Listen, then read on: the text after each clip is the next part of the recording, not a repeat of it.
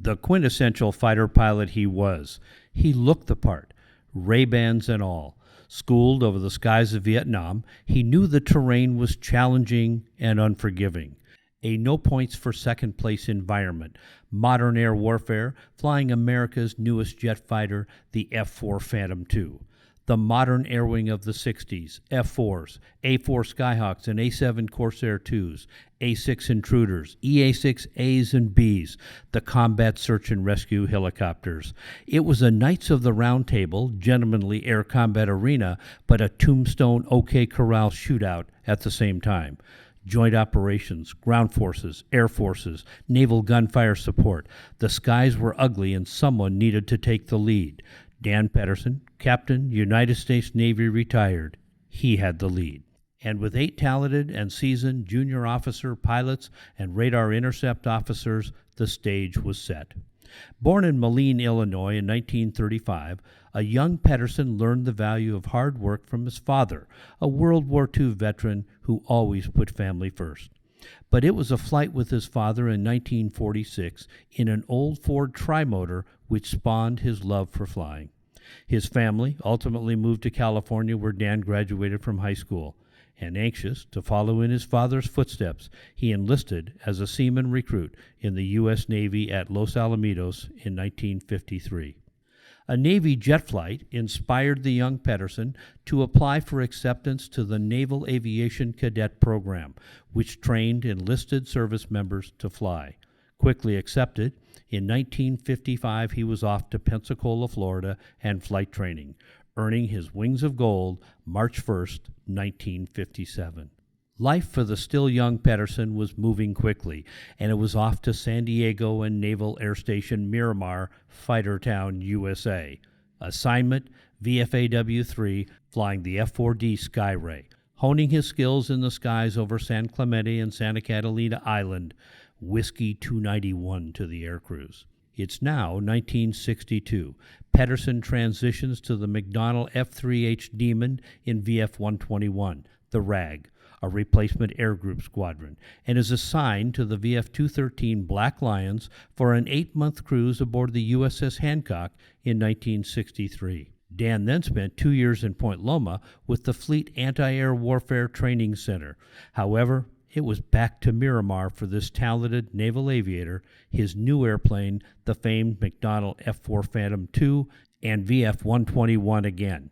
New orders after 121, combat duty in Vietnam with the VF-92 Silver Kings onboard Enterprise, the heralded CV-65, America's first nuclear carrier.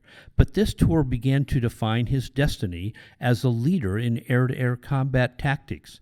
It was Vietnam, and they really did shoot back. Dan experienced firsthand the poor kill ratios driven by the limitations directed by senior leadership and inadequate tactics training. We were losing the air war to the agile MiG-17 and even the 21. It needed to change, and it needed to change now. He knew it. It was time for that steely-eyed fighter pilot in Ray-Bans to prevail and get down to business. This was for real. So it was no surprise to Dan when in January 1969, the Navy published the now acclaimed Alt Report, which confirmed his suspicions regarding the shortcomings of U.S. tactics in the skies over Vietnam. The report recommended an advanced fighter weapons school to improve fighter pilot skills. When the report was issued, Dan was already assigned to his very familiar VF-121 at Naval Air Station Miramar.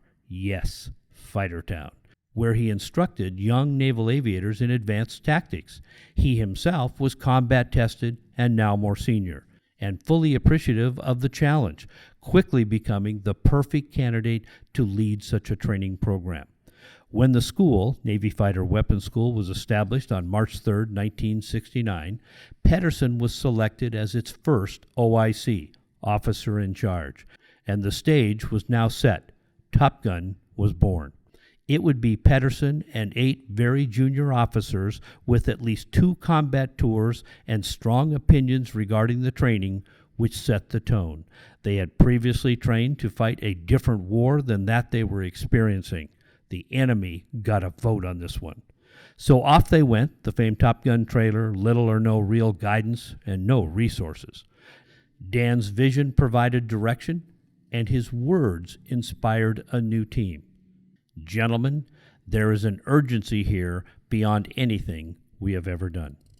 Dan's leadership and 8 talented fighter weapons school instructors had a unique opportunity to make a positive difference, to get it right in just 90 days. But what are the metrics for such a training upheaval? It could only be measured by the future student performance, the kill ratio, which moved from 2.1 to 13.1 because of what they did.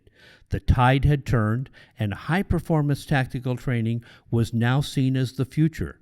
So much so, the formation of the light attack and medium attack weapons schools honed the rest of the Navy's tactical carrier fleet to a performance level commensurate with American air combat performance in previous wars.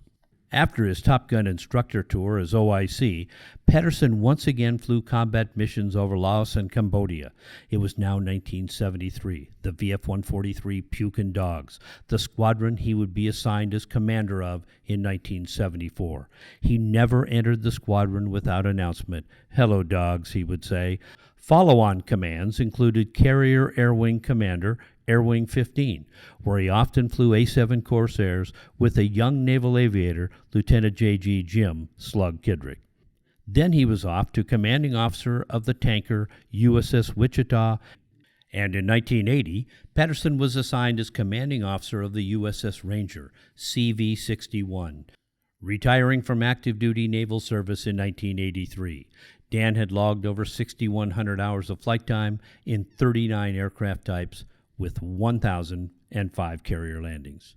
Today, Pederson lives in Palm Springs with his ageless sweetheart of many years, Beth, where he penned the critically acclaimed book, Top Gun, An American Story.